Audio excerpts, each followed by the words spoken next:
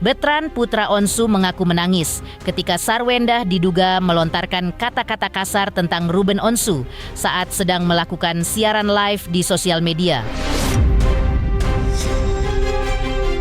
Betran menduga apa yang terjadi ketika itu lantaran bundanya Sarwendah berada dalam situasi yang tidak terkontrol lagi emosinya.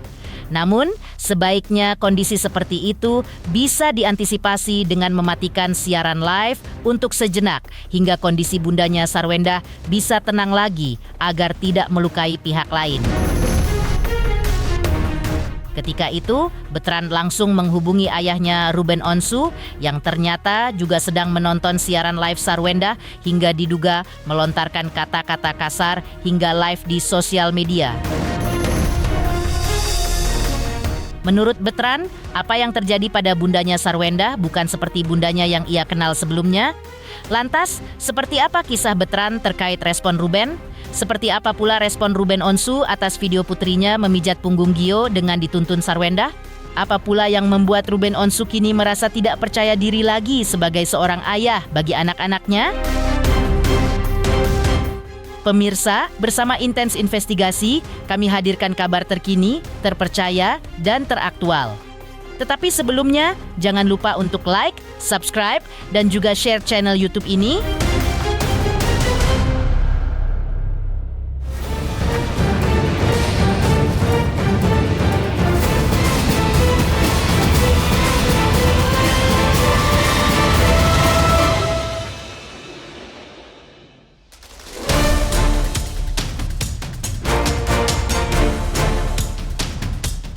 Prahara antara Ruben Onsu versus Sarwendah kini kian memercikan bara api permusuhan satu sama lain.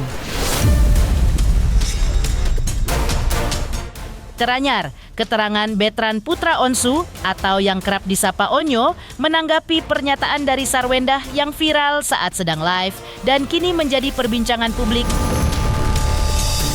Betran mengungkap bahwa dirinya yang ketika itu mengikuti siaran live tersebut sontak merasa kaget, bahkan sampai menangis mendengar lontaran kata-kata menohok dari Sarwendah terhadap ayah Ruben Onsu. Betran pun sampai mempertanyakan penyebab bundanya Sarwendah bisa melontarkan kata-kata kasar seperti itu untuk Ruben Onsu. Karena menurut Betran, bunda Sarwendah yang ia kenal tidaklah seperti itu.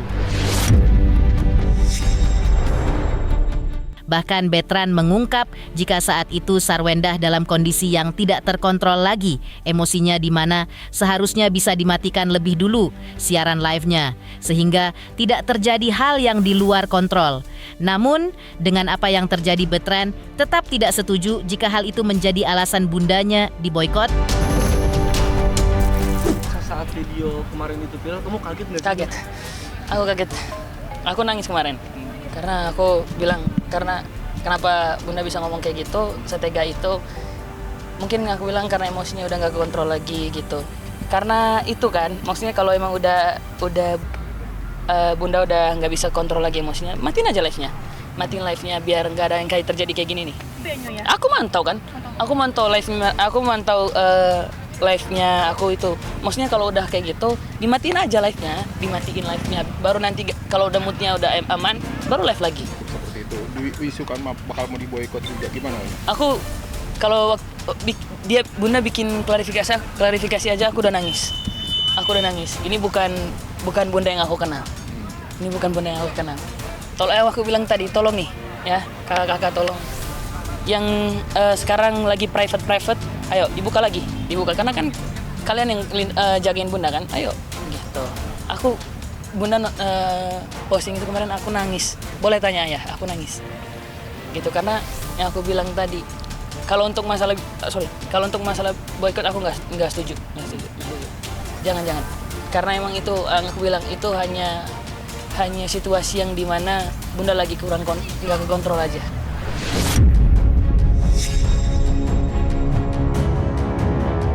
Betran juga mengungkap bahwa ketika dirinya mengetahui video live Sarwendah tersebut, ia langsung menghubungi ayahnya Ruben Onsu untuk memberikan dukungan dan semangat di tengah panasnya prahara dengan bundanya Sarwendah.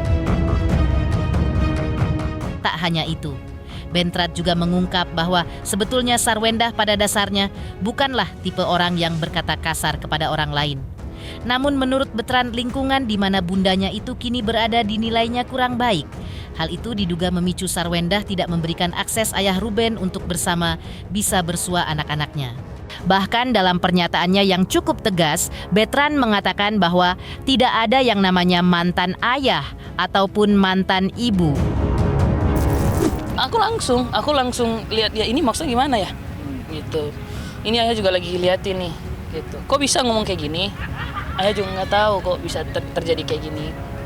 Aduh, berat ya bang. Aku udah nggak tahu harus kayak gimana lagi. Udah sedikit membuatku jadi kayak kenapa bisa ngomong kayak gitu yang aku bilang tadi, mungkin karena emang lagi situasinya lagi nggak kontrol aja bundanya. Enggak, aku lebih ke ya semangat ya. Aku bilang sama ayah, kan aku di lokasi syuting aku nangis, aku sambil chat ayah, aku nangis, ya semangat. Ayah punya aku juga. Kita lewatin ini bareng-bareng. Tapi benar nggak sih yang dia bicara kasar nggak sih pada saat kamu tinggal sama bunda? Sebenarnya bunda itu bukan berbicara kasar, lebih yang aku bilang tadi. Kalau kita punya lingkungan yang baik, ya, kalau kita punya circle yang baik, kita nggak akan jadi orang yang jahat. Tapi aku cuma bilang nggak ada mantan ayah, ya, mantan ayah itu nggak ada, ya. Kalau mantan suami ada, mantan ayah nggak ada. Betran Putra Onsu juga mengungkap bahwa pasca viralnya video Sarwendah tersebut, kondisi sang ayah Ruben Onsu saat ini sedang dilanda rasa galau berat. Kondisi itulah yang membuat Betran berusaha untuk meluangkan waktunya yang lebih banyak untuk bersama ayahnya. Betran paham bahwa ayahnya membutuhkan seseorang untuk menumpahkan isi hatinya atau sekadar berkeluh kesah. Betran juga menjelaskan saat ini dirinya menyempatkan waktunya untuk sekedar mendengarkan apa yang sedang dirasakan serta menguatkan sang ayah, yaitu Ruben Onsu. Kalau dibilang galau, dia itu lagi butuh orang di mana dia harus dengar ceritanya. Dia mau ke siapa orangnya? Ke aku. Gitu. Makanya aku ada waktu sama dia. Aku sekarang sering setiap hari pasti ada waktu sama dia. Kayak aku sebelum aku kemarin ada syuting di dekat villa, syuting sinetronku yang terbaru.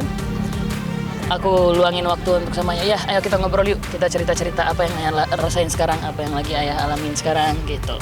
Ayah yang kuat ya. Ayah yang kuat ya.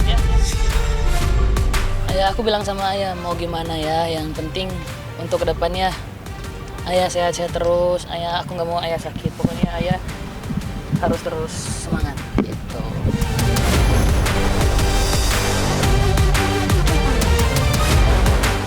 Di sisi lain, terungkap pengakuan mengejutkan dari Betran Putra Onsu bahwa saat ini dirinya sudah tidak lagi berkomunikasi dengan Sarwendah bundanya usai adanya video viral tersebut. Namun, bicara rasa sayang Betran terhadap Sarwendah, Betran mengakui bahwa dirinya masih menyayangi bundanya seperti sebelumnya. Bahkan ia mengaku bahwa dirinya lah orang yang paling menyayangi bundanya.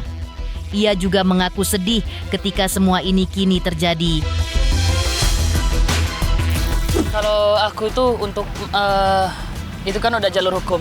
Ayah juga udah punya lawyernya sendiri. Bunda juga udah punya lawyernya sendiri. Jadi itu udah urusan mereka berdua. Itu udah urusan mereka. Jadi aku cuman mendukung ayahku dan kasih doa juga untuk bundaku. Yang aku bilang tadi ini hanya karena mungkin orang luar aja yang jadi bikin bundaku kayak gitu. Mungkin bunda juga lagi emosi juga. Jadi nggak kekontrol. Jadi aku harap ini menjadi pelajaran untuk kita semua biar kedepannya lebih baik. Untuk aku juga jadi pelajaran supaya ngomong di depan orang juga bisa dikontrol dan bisa dicerna dengan baik apa yang ditanyakan. Jadi gitu. Pokoknya soal postingan kamu yang waktu itu bilang mereka ngomong-ngomong jahat di rumah yang ayah bangun. Akhirnya kamu mantengin sosial media ngeliat bahwa karyawan-karyawan itu bicara yang nggak baik sama ayah. Karyawannya sih, karyawannya. Semoga untuk itu kalau bisa jangan hilangin sosmednya karena kan udah sekarang udah terlanjur nih ya. Untuk karyawannya siapa tuh? Gak enak aku spill namanya. Jadi aku harap jangan hilangin sosmednya karena udah terlanjur juga, udah netizen juga udah cari. Gitu. Tapi pada saat kamu tinggal di sana juga ada omongan-omongan jelek soal ayah nggak sih? Iya. Seperti yang katakan di yang sedang beredar sekarang gitu. Ayahku bukan. Ayah sendiri kan banyak dukungan bahkan dari rekan artis. Ya karena kan kalau untuk permasalahan itu karena emang mungkin yang aku lihat ya emang ayah emang sebaik itu orangnya. Bunda juga orangnya baik kok. Bunda itu orangnya baik kalau nggak dikomponen aja yang aku bilang tadi. Kalau punya lingkungan yang sehat aja buat bisa apa? Aku juga karena masih muda, masih belum terlalu ngerti apa-apa. Mungkin karena contoh kayak aku kalau misalkan punya lingkungan yang baik yang bisa kasih tahu aku kalau misalkan lu jangan ngomongnya kayak gini-gini ya. Jadi aku juga bisa ikutin karena lingkungan. Di sisi lain, pihak Ruben Onsu menanggapi video anak Ruben memijit punggung Giorgio Antonio kekasih Sarwenda saat sedang live. Lantas, benarkah video tersebut membuat Ruben Onsu merasa tidak percaya diri lagi untuk bertemu anak-anaknya? Pemirsa Intens Investigasi, jangan lupa saksikan terus Intens Investigasi dan pastikan jangan lupa untuk like, subscribe, share, dan juga komen.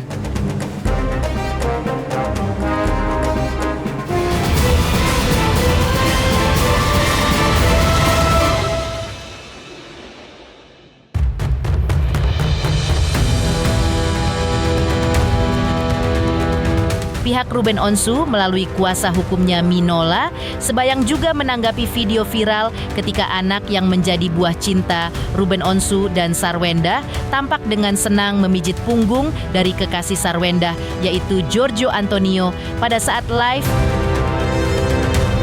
Menurut pihak Ruben Onsu, kondisi tersebut memperlihatkan bahwa anaknya sudah merasa bahwa orang asing justru dianggap sebagai layaknya seorang ayah. Sementara ayahnya sendiri sudah dianggap sebagai orang asing. Kondisi tersebut paling ditakuti dan dikhawatirkan oleh pihak Ruben Onsu. Apalagi saat ini posisi Sarwenda sudah memiliki pasangan. Sementara akses Ruben terhadap anak-anaknya sesuai akta kesepakatan diberikan waktu 2-3 hari untuk bertemu anak-anaknya. Jadi sama seperti yang berulang kali kami sampaikan ya, dan juga mungkin Ruben juga sudah mengatakan bahwa yang dia sangat khawatirkan adalah ketika seorang ayah itu menjadi orang asing dan orang asing menjadi ayah ya. Jadi seperti video-video yang kemudian muncul dan viral di mana Tania itu memijitin punggungnya Gio kan begitu ya. Nah, meskipun memang kelihatannya itu suatu hal yang biasa ya, suatu hal yang biasa. Anak kecil kita minta untuk memijiti punggung kita kan begitu ya. Namun kalau dari sisi kacamatanya Ruben, ini bisa dilihat bahwa anaknya ini sudah mungkin karena sesuatu dan lain hal ya, ada suatu kondisi di mana anaknya sudah merasa orang asing itu layaknya seorang ayah. Ya. Sementara ayahnya dianggap orang asing. Nah, ini yang sangat dikhawatirkan dari awal sama Ruben ya. Dari awal. Dan oleh karena itulah makanya dari sejak proses perceraian itu terjadi, gugatan itu terjadi, ketika ada ayat 39, hal pertama yang diminta oleh Ruben dan dicantumkan dalam perjanjian tersebut adalah adanya waktu 2-3 hari dalam 1 minggu berkumpul dengan ayahnya. Sehingga tidak ada celah, tidak ada lubang yang harusnya itu menjadi porsinya Ruben sebagai ayah untuk mengisinya, itu diisi oleh orang lain. Ini yang perlu menjadi satu evaluasi bagi kita semua, maksudnya bagi Ruben dan juga bagi S, terutama S, karena bagaimanapun ada kesepakatan yang menempatkan anak-anak ini dalam penguasaan si S, ya, tapi tentu tidak dengan serta-merta mutlak dia memonopoli waktu, memonopoli anaknya ini hanya untuk dirinya dan orang-orang yang dia izinkan, tapi dia harus tahu bahwa di situ ada hak anak untuk bertemu dengan ayahnya dan hak ayah untuk bertemu dengan anaknya.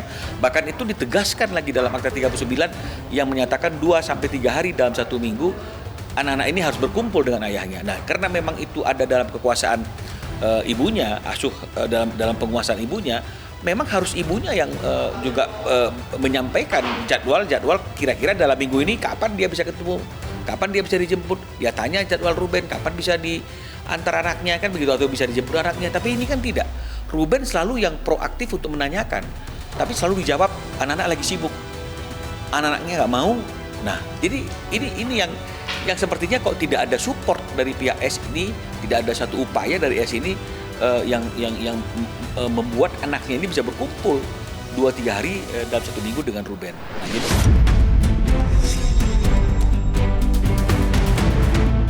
Bahkan Minola Sebayang juga mengungkap bahwa saat ini Ruben Onsu sebagai ayah sudah merasa tidak percaya diri untuk bertemu dengan anak-anaknya. Jika hal itu terjadi, berarti ada hubungan yang kaku atau ada komunikasi yang tidak mengalir. Minola Sebayang juga menyayangkan untuk orang dewasa yang diserahi tanggung jawab atas anak-anak Ruben malah tidak membuka jalan untuk anak-anaknya bertemu dengan ayah mereka, Ruben Onsu. Dan pihak Ruben sangat menyayangkan hal tersebut bisa terjadi. Padahal tidak ada mantan ayah dan juga tidak ada mantan ibu. Dan apa yang pernah diungkapkan pihak kuasa hukum Sarwendah terkait hal tersebut, sebagaimana diposting ulang oleh Ruben, dinilai pihak Ruben hanya keseleo lidah dan tidak dianggap sebagai hal yang serius. Ya, jadi seperti apa yang disampaikan oleh Ruben dalam tayangan live-nya di satu stasiun TV ketika dia sedang bekerja di hari ulang tahun anak-anaknya. Itu kan ada suatu ucapannya, dia mengatakan bahwa dia sudah tidak percaya diri lagi kan begitu untuk bertemu dengan anaknya. Nah, jadi kita bisa bayangkan seorang ayah pun sudah tidak memiliki rasa kepercayaan diri lagi untuk bertemu dengan anaknya. Berarti ada hubungan yang kaku, ada komunikasi yang tidak mengalir. Nah, ini kita bukan mau mencari siapa yang salah, siapa yang benar. Tapi kalau sampai ada situasi seorang ayah mengalami hal yang seperti itu, sementara ini anak di bawah umur yang sebenarnya belum tahu apa-apa dan belum mengerti apa-apa, maka yang sangat disayangkan adalah orang dewasa yang ada di sekitarnya dia, ya, orang dewasa yang menjadi orang yang bertanggung jawab atas dia. Itu kenapa kok tidak mendorong, tidak membuka jalan sehingga anak ini tidak punya gap dengan ayahnya. Ini sekarang sudah terjadi gap.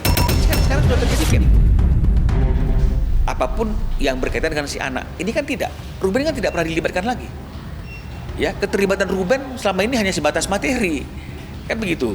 Patut diduga seperti itu karena Ruben kan sudah kita tahu kan tiap bulan kemarin tertib untuk memberikan biaya, tapi waktu tidak diberikan. Sehingga harusnya Ruben hari-hari ini sudah mulai harus didekatkan dengan kedua anaknya, ya, artinya bertahap sehingga tidak boleh lagi ada berjarak. Karena kalau akhirnya berjarak, ini akan sangat berbahaya sekali karena anak-anak ini akan tumbuh kembang tanpa didikan daripada ayahnya dan bisa terjadi suatu pemahaman yang keliru bahwa ayahnya tidak pernah hadir padahal tidak punya kesempatan untuk hadir karena sesuatu dan lain hal, dan membuat anak ini menjadi anak durhaka. Jangan abaikan keberadaan ayah itu karena tidak ada mantan ayah, ya, tidak ada mantan ibu.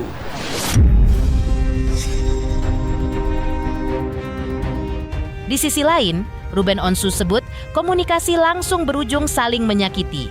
Lantas, apa yang membuat Ruben mengultimatum kepada Sarwendah terkait anak-anaknya? Pemirsa Intens Investigasi, jangan lupa saksikan terus Intens Investigasi dan pastikan jangan lupa untuk like, subscribe, share, dan juga komen.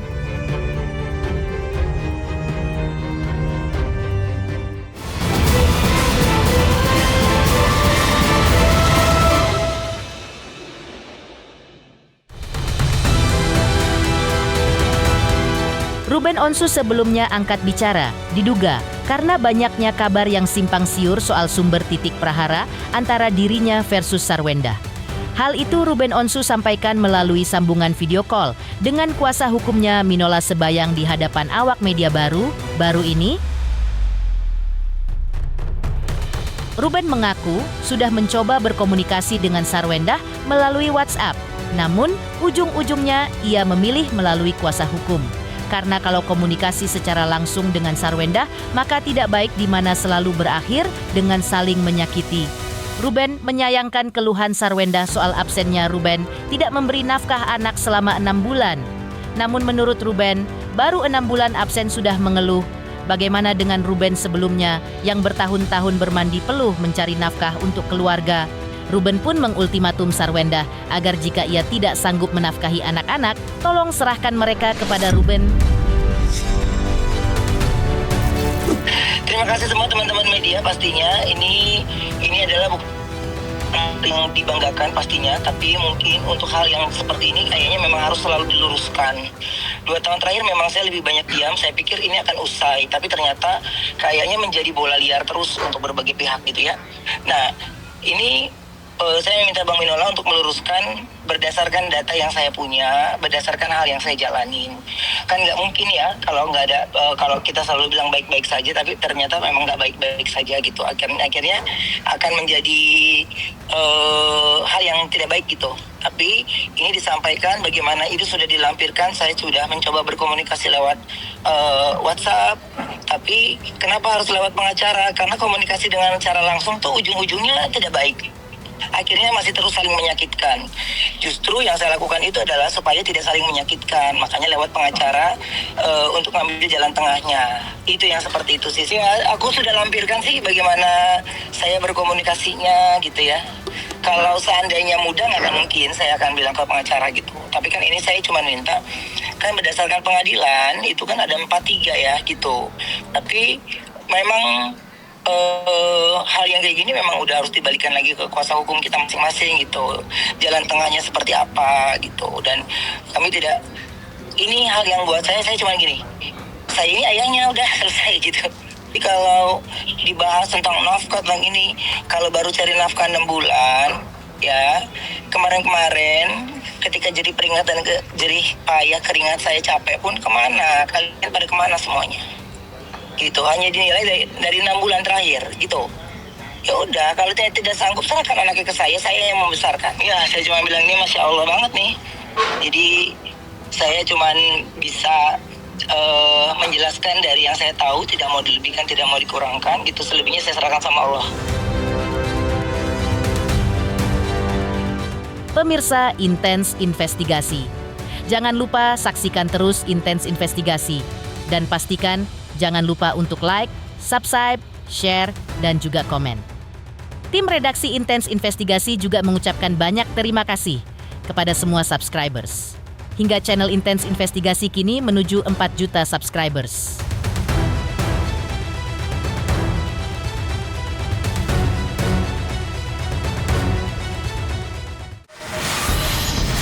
Lain yang menjadi pihak ketiga.